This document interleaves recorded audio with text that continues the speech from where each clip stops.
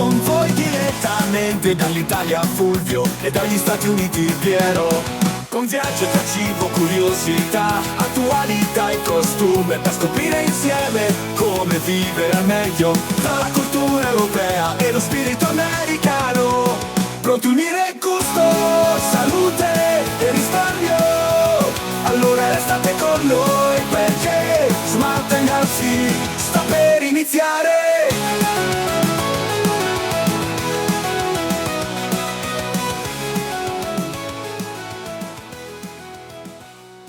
Ed eccoci, ben ritrovati cari amici di Smart & Healthy, siamo qui riuniti, mi sembra essere una siamo qui riuniti, oppure all'Alcolisti Anonimi, forse più all'Alcolisti Anonimi in questo momento. Buongiorno. Ciao Piero. E niente, noi quindi siamo qui Smart & Healthy, la sesta puntata. Sesta, davvero. Siamo al mese e mezzo di questa puntata. Io non ho preparato niente, tanto gli argomenti dall'America ce ne sono. Ce ne abbiamo quanti tu ne vuoi. Sicuramente qualcosa hai trovato anche te. E sì, niente, sì. Che ti devo dire? Qui sono... Ecco, siamo... vedo che sei in viaggio effettivamente. Sono on the road. Sì, sono on the road. Senti, ma vabbè, tanto ricordiamo agli amici di Radio Centro Web che c'è il sito internet www.radiocentroweb.it, c'è l'account Instagram, c'è la pagina Facebook, c'è il canale Telegram, c'è il canale YouTube, c'è il canale WhatsApp, basta. Non ce n'è più. Non c'è più nulla.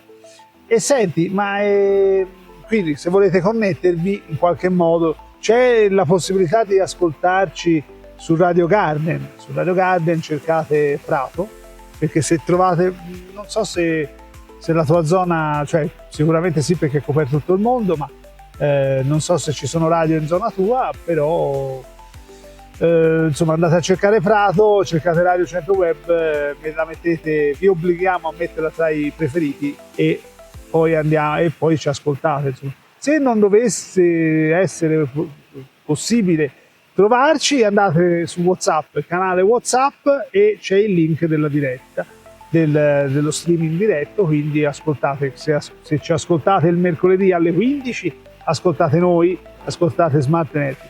In qualsiasi altra ora del giorno magari beccate la rotazione non stop, e se no c'è il martedì mattina, c'è il cortocircuito con me e Andrea, c'è Tribuna Staff il venerdì sera, indietro tutto il sabato pomeriggio, insomma Area Rock il sabato sera, It's Italian Week la domenica alle 3, insomma ce n'è di tutti i tipi, di ogni e di ogni one, insomma di tutto di più.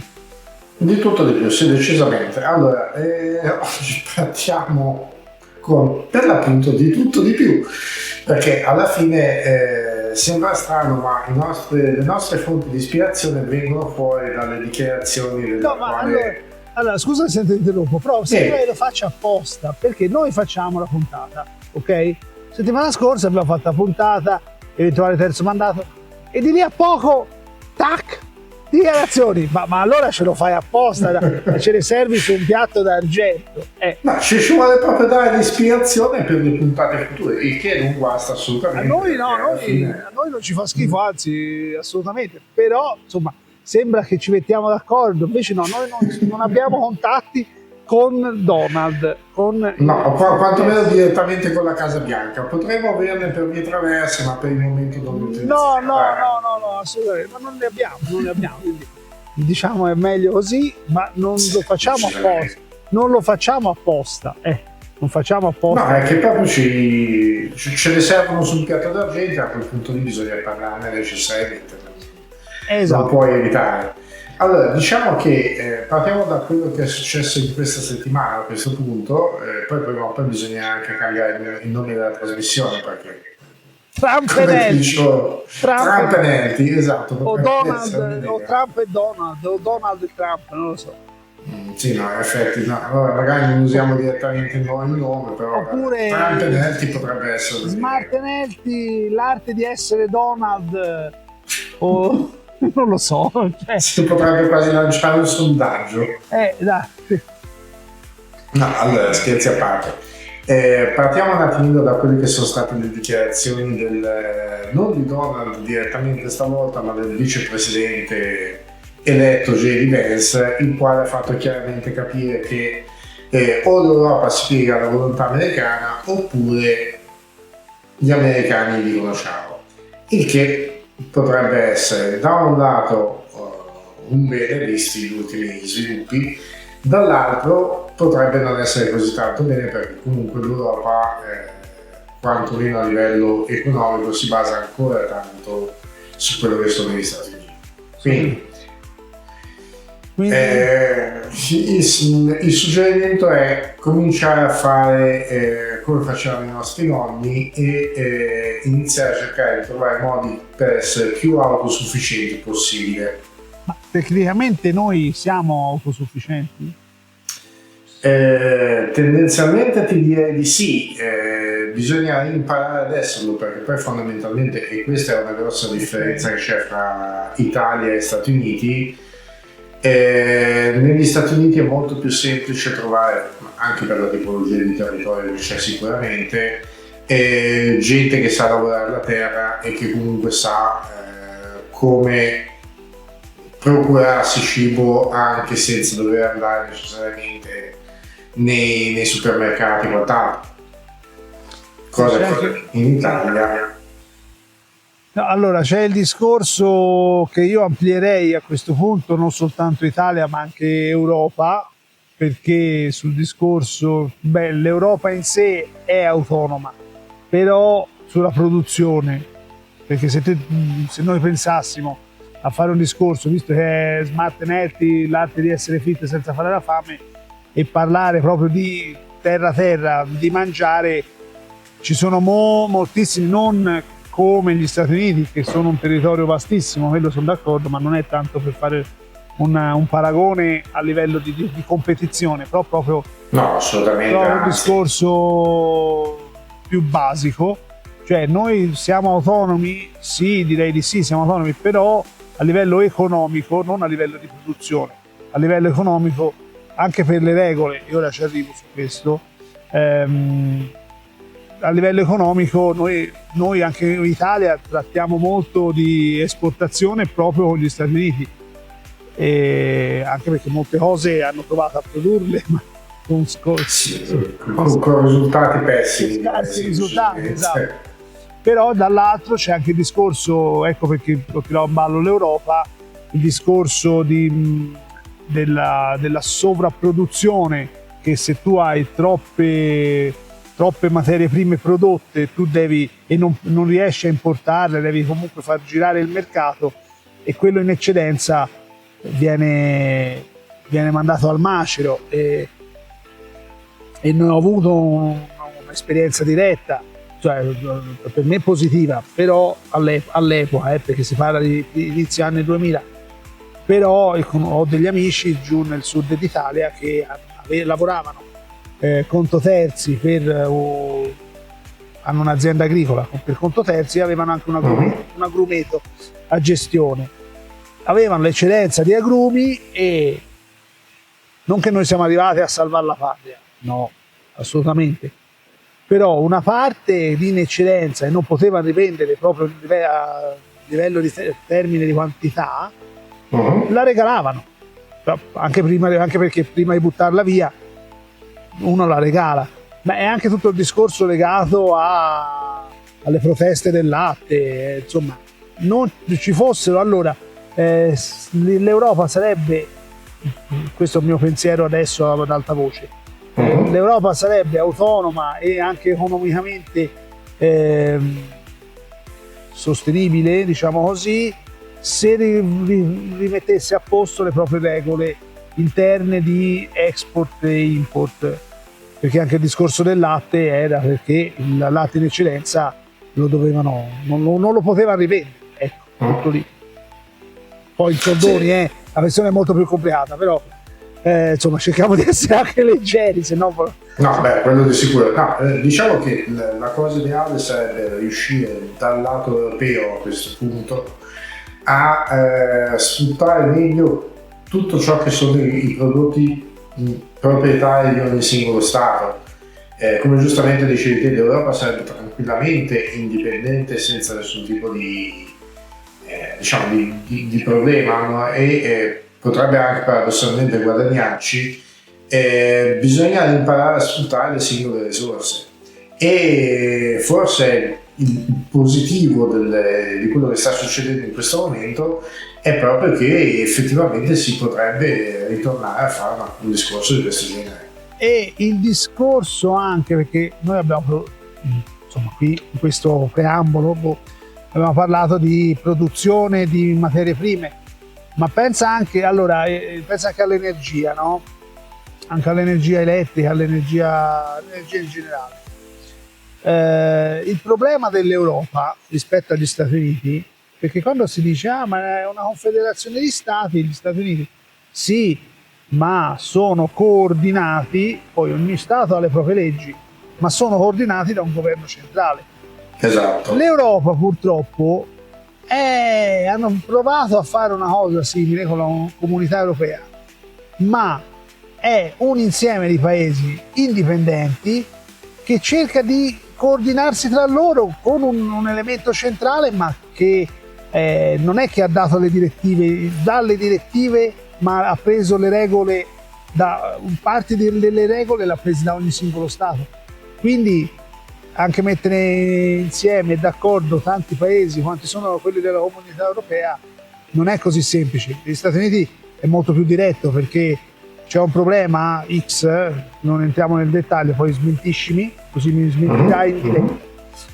C'è un problema X, bene, il governo centrale dice ragazzi, state buoni tutti, si fa in questa maniera. Certo, ora non così in maniera semplicistica, come sto dicendo io, ma quasi dice. Quasi.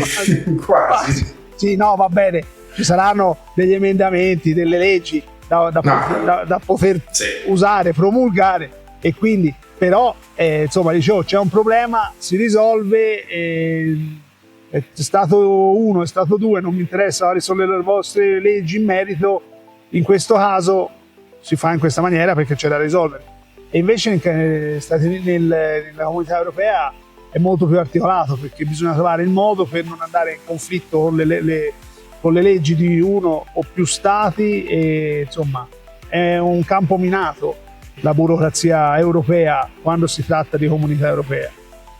Sì, allora quello di sicuro, ma è un campo minato anche perché, come giustamente dicete, sono tutti stati che alla fine sono, tra virgolette, indipendenti, ognuno ha la propria cultura, le proprie leggi, la propria storia, per quanto vengano tutti più o meno grosso modo dalla stessa origine, ma alla fine sono tutti stati indipendenti. La grossa differenza con gli Stati Uniti è che, nonostante il nome, gli Stati Uniti sono una nazione unica. Sì, esatto. Hanno tutti la stessa lingua, hanno tutti la stessa moneta. Sì, è vero che ogni Stato è relativamente indipendente a livello di leggi, ma poi il governo federale è quello che nella realtà dei fatti comanda.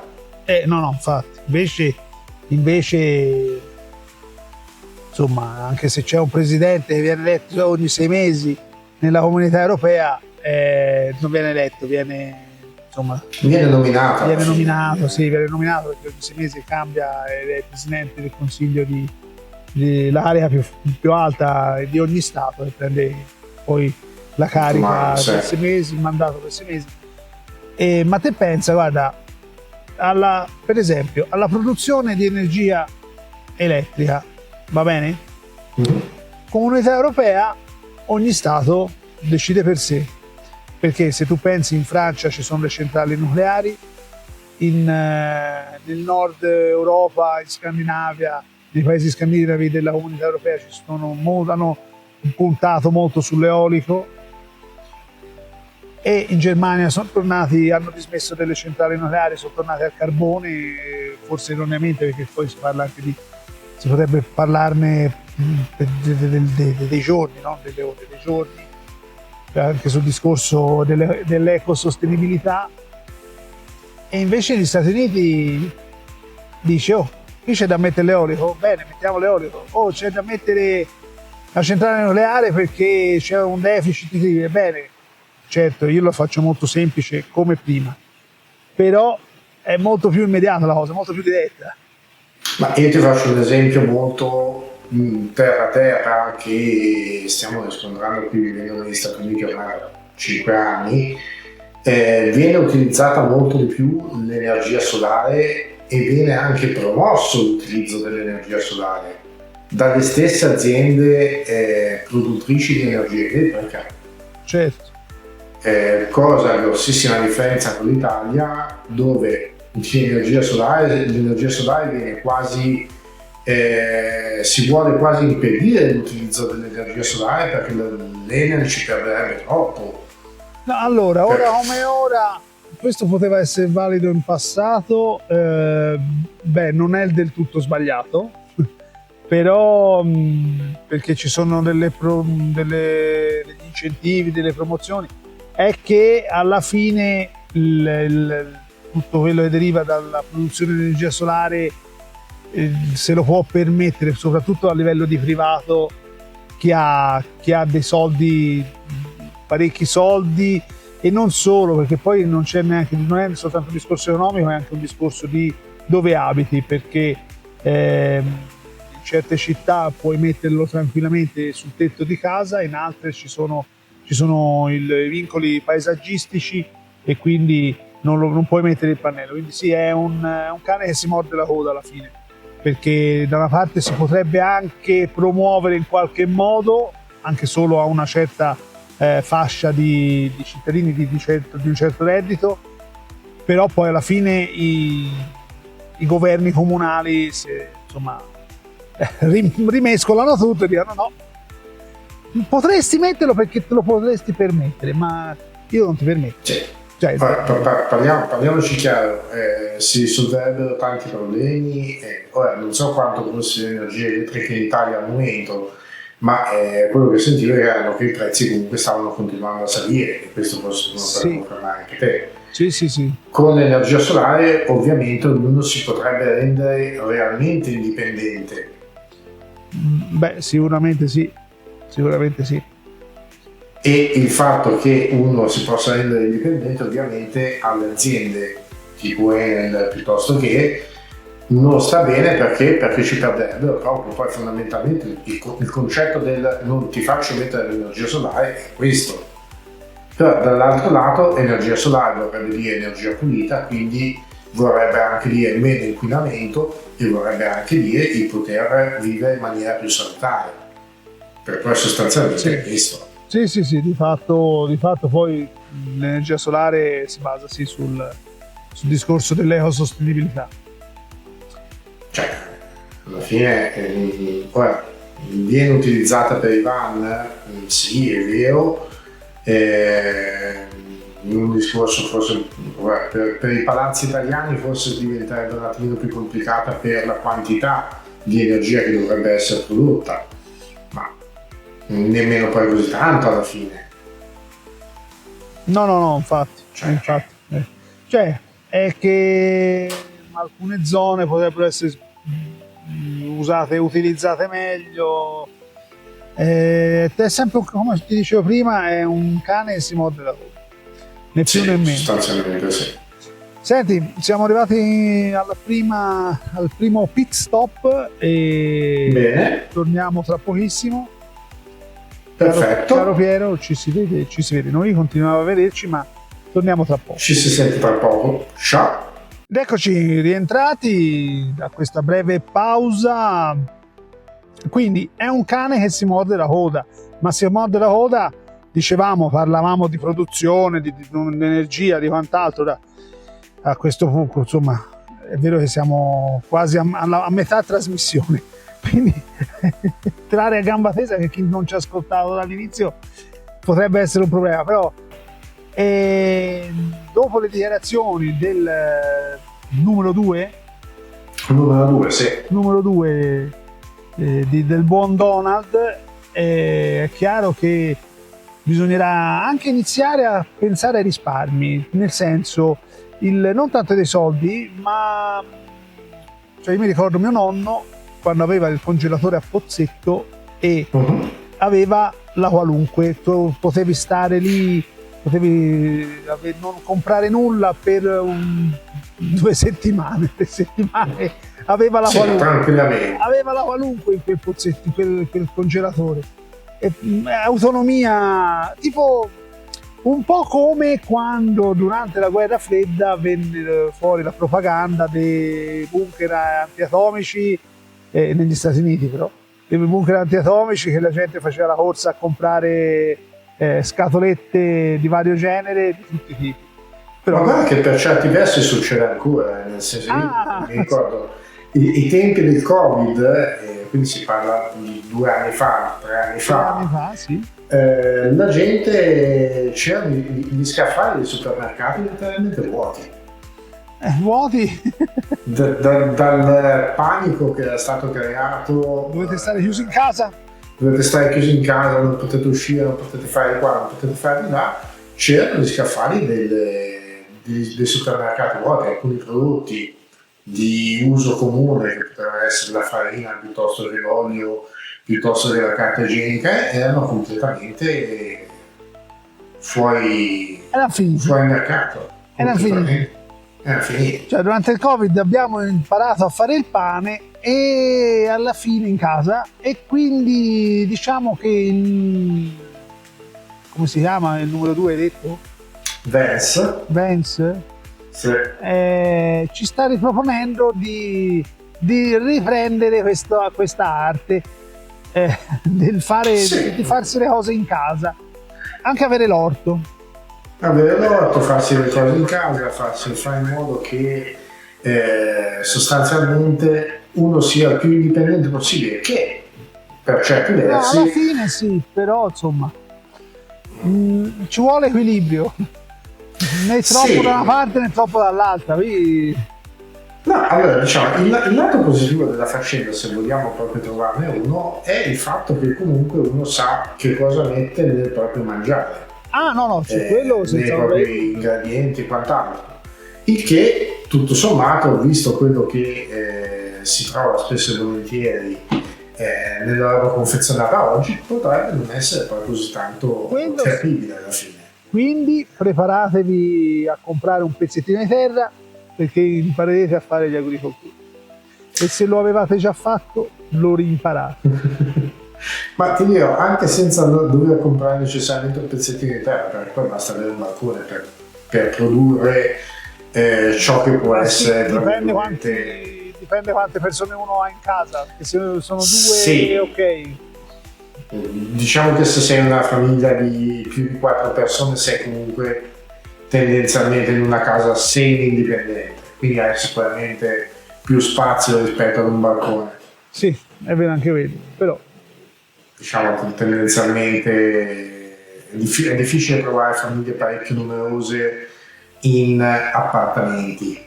No, quello, vabbè, dipende dalle zone, dalle città, però vabbè, sì.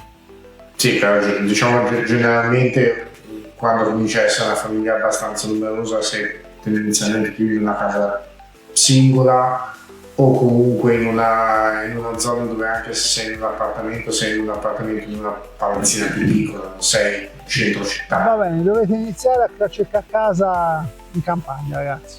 Esatto, sostanzialmente sì. Riproponiamo le campagne. Iniziamo a fare studi di energia elettrica, dove mettete su una pala eolica, una pala e ventilatore collegata a una bobina, una dinamo, e vi ricaricate il cellulare con l'energia eolica. Ma ragazzi, bisogna essere indipendenti in questo caso. Non vi dico di creare una centrale nucleare, sarebbe un po' illegale, però non si sa mai, tra un pochino arriveremo anche a quelli fra famosi mondi alternativi. Kit fai da te, lo vendano costruisci la tua centrale elettrica con le prossime 12 uscite. Ma potrebbe essere un futuro business, non si sa mai. Cosa fai? Ti vendo gli inserti con la rivista specializzata nel costruire. No, ora la centrale nucleare no, ma la centrale elettrica con il ventilatorino che si collega alla bobina a un motorino elettrico, ma perché no? Perché no? Alla fine potrebbe essere qualcosa di divertente. Anche per far imparare qualcosa ai bambini. Quello sì, potrebbe essere un'idea ludica. Un'idea abbastanza ludica educativa. Didattica, sì. Esatto. Assolutamente. Però vabbè, insomma.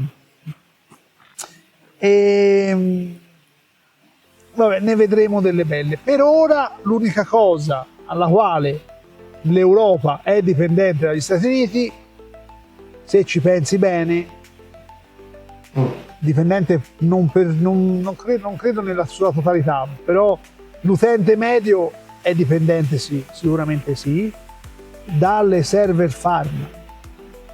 Perché se tu pensi, tu hai un'email Google, la server farm è negli Stati Uniti, non ci prendiamo in giro, no? Cioè, hai no, è in Irlanda. Ah, l'hanno messa in Irlanda? Allora c'è la sede di Google per l'Europa è in Irlanda. La sede, ma la server farm? Server farm anche, sì. Ah, hanno messa, no, pensavo solo la sede, fosse la sede Europa.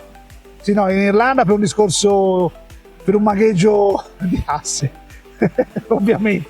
Però no, non credevo fosse tutto nella Silicon Valley, però buona parte delle server farm negli Stati Uniti. Ora, sì, questo sì, insomma, il buon vecchio Bill non ce l'ha in Europa, cioè, magari c'avrà qualcosa in Europa, ma la maggior parte.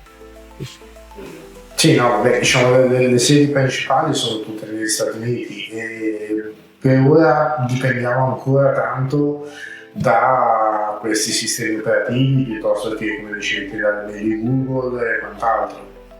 Sì, tutto quello che è usato da server, no, l'unica cosa, ecco, dipende chi ha dei siti internet, per esempio Radio Centro Web ha il server, spero, non vorrei dire. Dipende dall'azienda con cui avete il sito. Con Aruba. No, Aruba è italiana, è Arezzo. Quindi, no, sapevo che era italiana, però non mi ricordavo se avevano i server da qualche altra parte, c'era tutti lì. Quindi la server farm principale è Arezzo. Radio Centro Web è indipendente dal punto di vista di allocamento digitale, diciamo così, chiamiamolo così. Il che è un bene viste le ultime uscite dei nostri amici. No, per carità. Che poi però il discorso è: hai un iPhone, hai iCloud è su un server. Ora parliamo anche di informatica spicciola. iCloud è un semplice servizio, cioè un semplice no, perché è una genialata. Infatti io parlavo con un dipendente dell'Apple Store a Firenze e mi diceva: guarda, che se non fosse, cioè per me non sarebbe un problema, lo dico contro anche contro me, contro la mia posizione, insomma, se non fosse per il servizio di iCloud, per me andrebbe bene anche un Android come smartphone. Il discorso è avere iCloud che ti salva tutto lì e puoi recuperarlo in qualsiasi momento a prescindere dal cellulare, perché basta che tu abbia l'account. Era un servizio che non aveva eguali. Ora è vero che uno se lo può salvare da sé, si può fare il backup e tutto, per carità, ma quanti poi fanno il backup? Parliamoci chiaro. Sì, no, vabbè. Quanti fanno il backup? Facciamo ci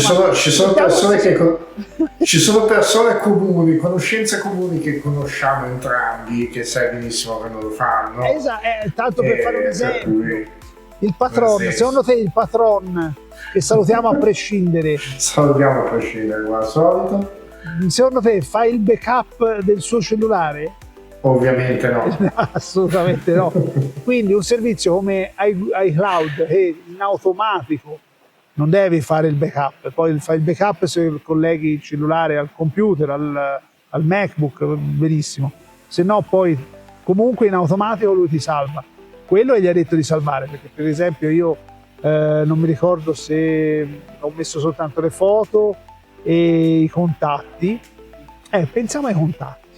Pensa ai contatti, no? Ma allora, senza andare tanto lontano, Android ti fa la stessa cosa, perché Google Contact è Con Google, sì, con l'equivalente dei sì, contatti sì. del coso.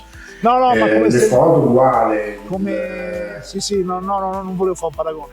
Era solo proprio un discorso proprio di servizio che ti fa in automatico, e se non lo abiliti, però i server dove vengono salvati questi dati, dove sono la maggior parte? I server, allora, c'è da fare una distinzione in questo caso, perché i server per i privati, Sì. come possiamo essere io e te, eccetera, sono in Irlanda. Okay. I server per le aziende sono negli Stati Uniti. Va bene. Quindi se te hai un abbonamento business con Google, tutta la roba che salvi ce l'hai in America. Se te sei Fulvio di turno che ha il suo telefonino Android che si salva i dati che gli vengono ricordi, in quel caso i dati sono in Irlanda. Bene, per quanto riguarda Google. Per quanto riguarda Google, gli utenti Apple, tutta un'idea. O in Germania mi sembra. No, non lo so, su Apple non sono informato. Andrebbe approfondito, però fosse una distinzione simile, vabbè, i dati delle aziende sono tutti negli Stati Uniti. Quindi a livello economico e strutturale, infrastrutturale legato a questo, anche perché tu non sei una ditta che produce materiale tessile, ok, o attrezzatura da giardino, e i tuoi dati hai il tuo server lì, Esatto, in azienda, non ce l'hai, anche perché poi a parte costerebbe anche il mantenimento, però insomma. Sì, allora poi diciamo non sarebbe solo un discorso di mantenimento, ma sarebbe proprio anche un discorso di istruzione di chi lo mantiene, perché nel momento in cui comincia ad andare fuori dai canoni standard che per la maggior parte delle aziende seguono, devi comunque avere chi è in grado di sfruttare determinate cose. E poi c'è anche un discorso molto, molto importante, che uno non ci pensa mai, ma se tu pensi che in qualsiasi momento, in qualsiasi parte del mondo, qualsiasi ora tu puoi accedere, ok? Hai un'email, sei un'azienda che ha l'email business di Google, di Gmail. Sì. Okay? Bene. Ditta Pinco Pallino srl@gmail.com.business, quello che volete, ok? Non so com'è quella business, vabbè. Quella business fondamentalmente ti puoi usare il tuo dominio. Va bene, ok. Non entrare nel tecnicismo, ma il mio discorso è questo, è che c'è anche un discorso di raffreddamento di queste server, perché tu in qualsiasi momento puoi accedere, e quindi questo vuol dire che è sempre acceso, sempre produce calore, sempre deve essere tenuto a basse temperature, perché tutti gli informatici lo sanno, ma l'utente medio qualche volta ignora, con le alte temperature si manda tutto a quel paese, mettiamolo a schifio. E finché è una rubrica di numeri di telefono, vabbè, poco male, uno piano piano recupera tutti i numeri. Ma se sono dati sensibili, ma anche dei progetti, sto lavorando a un progetto e ce l'ho salvato sul server, perché il server è salvato sul server perché ci lavoriamo in 4 parti del mondo diverse, che può succedere. Se il server, infatti ci sono delle assicurazioni su questi server, soprattutto business, incredibili. Qualcosa di allucinante. Perché? Perché se c'è un progetto importante che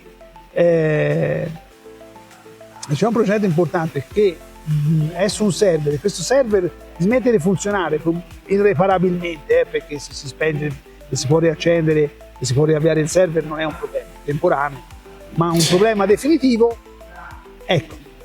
E magari comincia a diventare complicato, esatto. Magari i personaggi in questione ci hanno lavorato dei mesi, anche degli anni, e no, basta, stop, si è cancellato tutto. Un po' come quando uno prova a scrivere un testo, scrivo una tesina e tu non salva e si cancella. Geniale, esatto. No, senza andare tanto lontano, ho lavorato per alcuni anni per una grossa azienda ospedaliera a Firenze e avevamo la notifica sul cellulare quando la temperatura delle sale server superava un certo limite, Sì.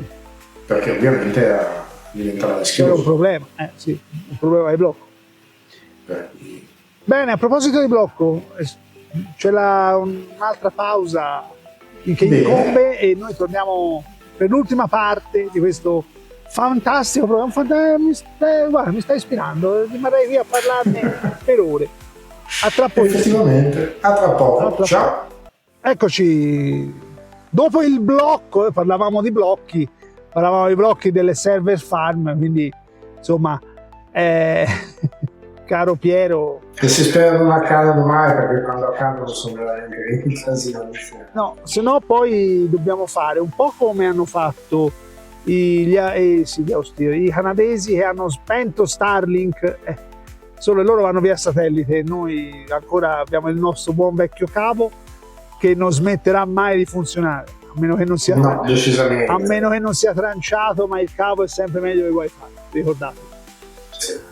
È anche più sicuro tra le altre è anche cose, più stabile. Anche quello è più stabile, sì, per certi versi è anche più stabile. Se il cavo è schermato, se non lo è, insomma, dipende dalla lunghezza, però questo è. E quindi insomma, vuoi fare un resumé? Non lo so. Facciamo un resumé di quello che abbiamo detto. Sostanzialmente dobbiamo imparare a produrci, a cavarcela da soli, a produrci l'energia da soli, avere un server nostro per avere l'email e essere molto più indipendenti rispetto a quello che siamo adesso da altri paesi, perché poi fondamentalmente è questo, sostanzialmente. Sì, detto proprio, abbiamo premuto proprio lo scibile, scusate, lo scibile dal succo, dal core di tutta la discussione della puntata di oggi. No, decisamente, anche perché effettivamente tralasciando le dichiarazioni improbabili di certi soggetti, però il fatto di tornare a prodotti più naturali, il fatto di tornare a prodotti che al sapere che cosa mettiamo nel cibo che mangiamo, effettivamente è più salutare, quello è più salutare sicuramente. Anche più ecosostenibile, anche perché si parla sempre di slow food, slow life, chilometro zero, che poi potrebbe essere un argomento delle prossime puntate. Esatto. E si parla sempre, però diciamo una parte ce lo stanno un po' forzatamente imponendo, ma non perché sia un male, però dice io una volta ogni tanto voglio andare a mangiare come mi pare. Però insomma, io ti dico, sostanzialmente una cosa che mi manca tantissimo dell'Italia è il fatto di avere un mercatino dove andare a prendere determinati prodotti. Qui ci sono, esistono, ma non come quelli che avevamo, per dire, in Italia durante la settimana. Quindi potresti aprire una nuova idea di business? Sì, diciamo che nel frattempo sto cominciando a preparare il terreno per fare qui da me, poi se ne può parlare. No, idea di business di mercato rionale. Cosa fai? Faccio il mercato rionale io. Vediamo, se non c'è. Potrebbe essere un'idea. Diciamo che avrei bisogno di un po' più di terreno, però si potrebbe. Quello dipende dalle quantità. Se tu hai perché anche lì vedi, forse sarà anche l'invecchiare. Ultimamente sto più ricercando la qualità che la quantità. Beh, certo, se vado a mangiare in un ristorante e c'è una bella porzione, non è che dico no, guarda, grazie. No, assolutamente. Però noto anche certe sfumature che 20 anni fa o quando avevo 15 anni, insomma, bastava mangiare, bastava fosse abbastanza buona, abbastanza in quantità notevoli e basta, insomma, voglio dire. Cioè, vabbè, allora, quello capita sicuramente, adesso sono d'accordo con te, però anche se uno definitivamente è un business che ovviamente quindi andare a prendere ad altri anche quello che produce, devi avere anche la possibilità di avere una sufficienza per poterlo fare. Allora dipende dalla qualità, perché se tu produci 10 pomodori e li vendi a 100 euro l'uno, qui te metterebbero dietro gli 10 pomodori. Ascolta, lo assaggi, è un pomodoro eccezionale, lo vendi, ti fa ringiovanire, 100 euro ce li spendono. È chiaro. No, ora si fa per scherzare. Certo, è chiaro. Sì, però. Va con, diciamo, mi ricorda molto, scusami se ti ho interrotto, mi ricorda molto. In parallelo è una cosa, sensualità a corte, e c'è della Jalapas, c'è Jean-Claude e madre, e gli fa, perché io voglio, il madre gli fa, io voglio fare l'influencer, fa, ma ho solo 50.000 follower, fa, e tu quanti ne hai? Ah, io ne ho 26. Ah, 26.000, no, 26. 26. È uguale. No, quando c'è 10, sì, però sono 10 di quelli eccezionali. Esatto, cioè, volete mettere. Va bene, ci tagliano i fondi e allora la carne chianina non gliela mandiamo più. No, guarda, non lo sa tanto lontano come ipotesi. Se la producono a sé come hanno fatto in California. Decisamente. Solo che di pianti ce n'è uno solo ed è il replay.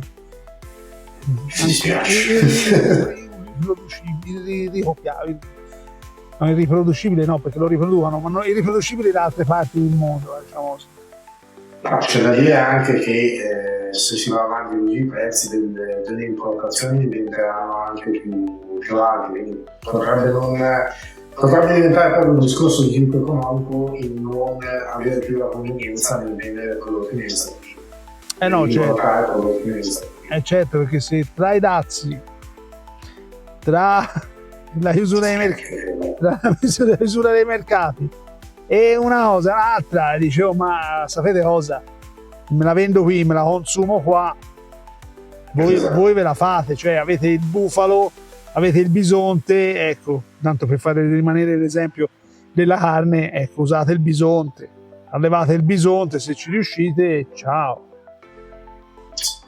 Non è la stessa cosa. Sì. Non è la stessa cosa. Non è cattiva come tipologia di carne, perché abbiamo assaggiato, non è assolutamente cattiva, ma non è nemmeno la carne a cui siamo più. Se no andate in Florida e mangiate quella di alligatore.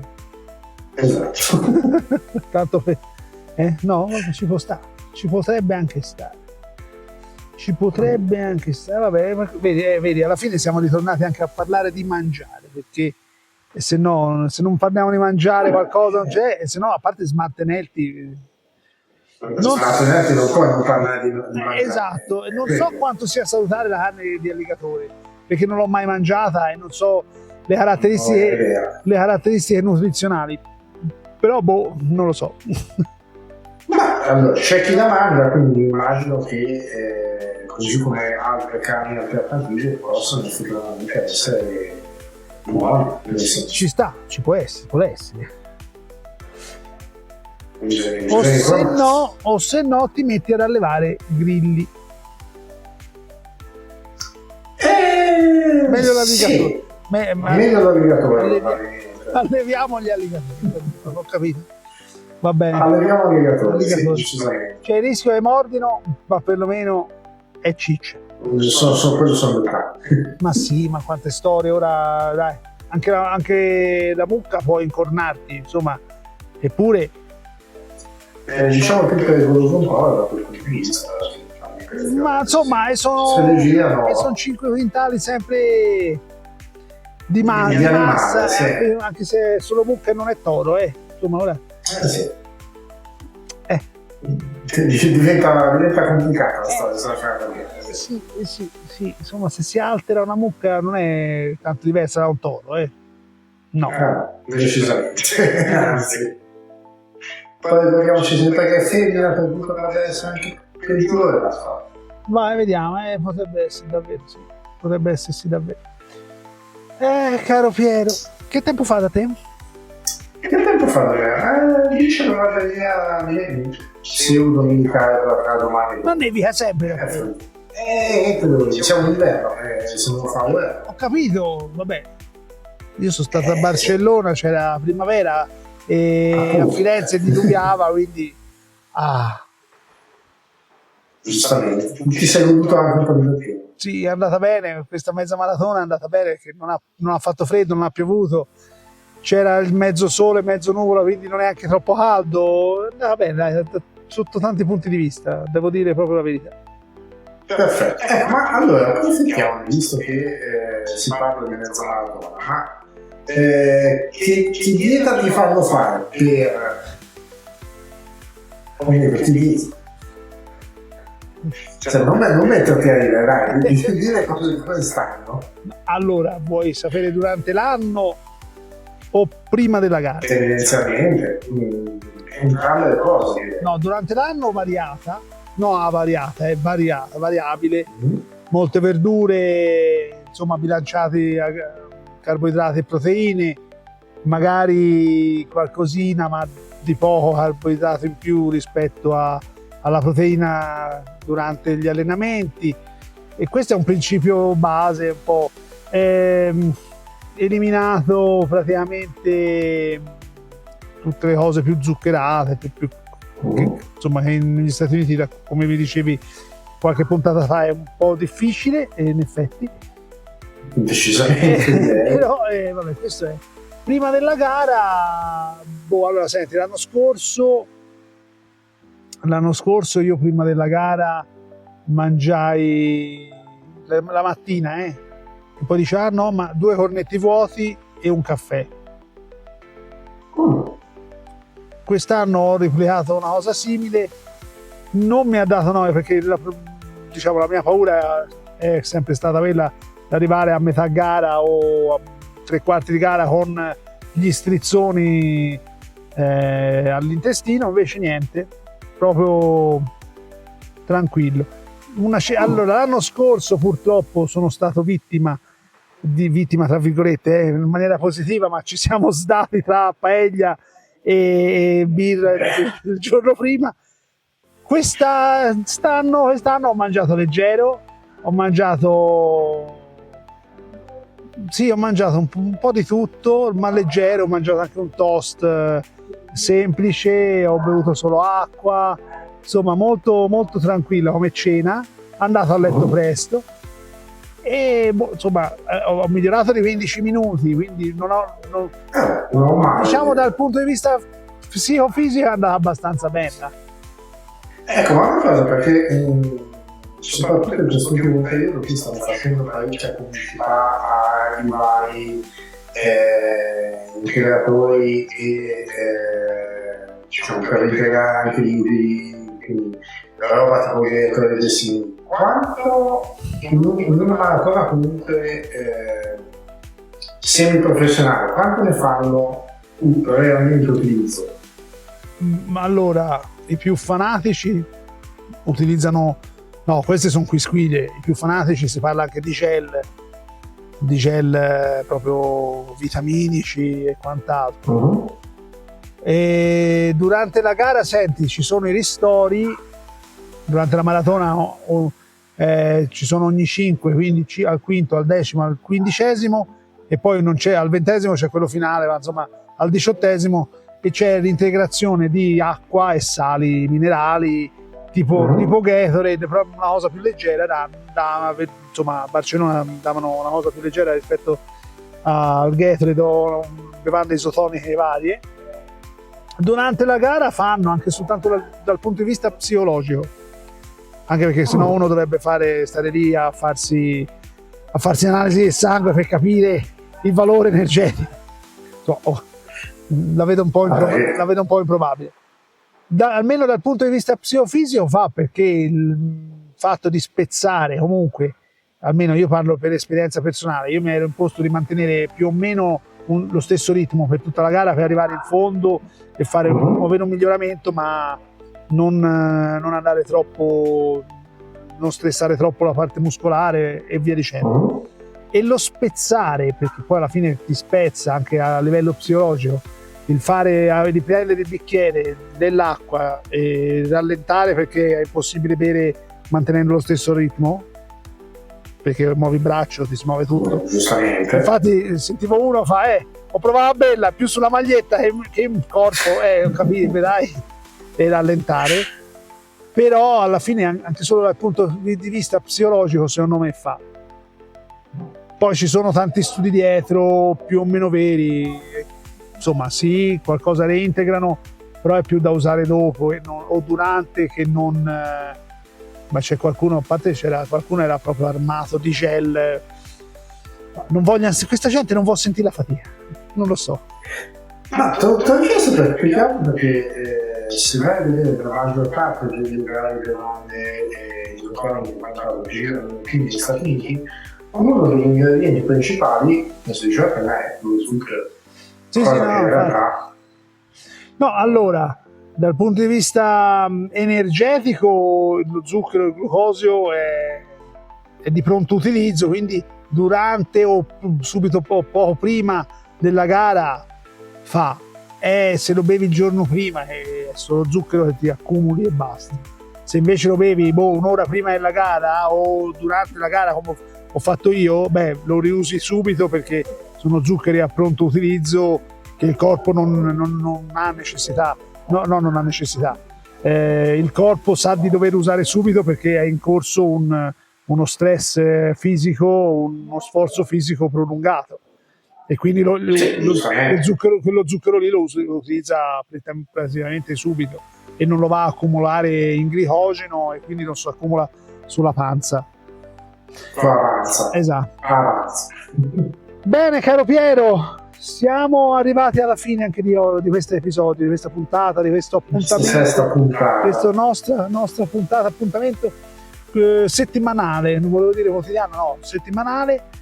E niente, noi ci salutiamo qui, ci diamo appuntamento a mercoledì prossimo, ovviamente, perché Smart and Healthy va in onda ogni mercoledì.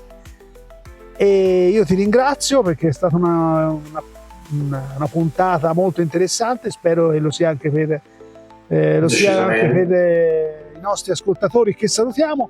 E facciamo un sondaggio, fai il backup del tuo telefono con regolarità, vediamo quanti rispondono sì. Vediamo quanti rispondono. Voglio essere curioso. Sono curioso. Ho veramente paura. Posso avere paura. Bene, dopo detto questo, noi ci salutiamo e vi ringraziamo ancora di essere in nostra compagnia come dalla prima puntata, e vi ricordo che insomma le trasmissioni Radio Centro Web vanno avanti. Un saluto a tutti, ciao Piero, ti ringrazio. Ciao, alla prossima, ci vediamo settimana prossima. E a settimana nuova. Ciao. Ciao.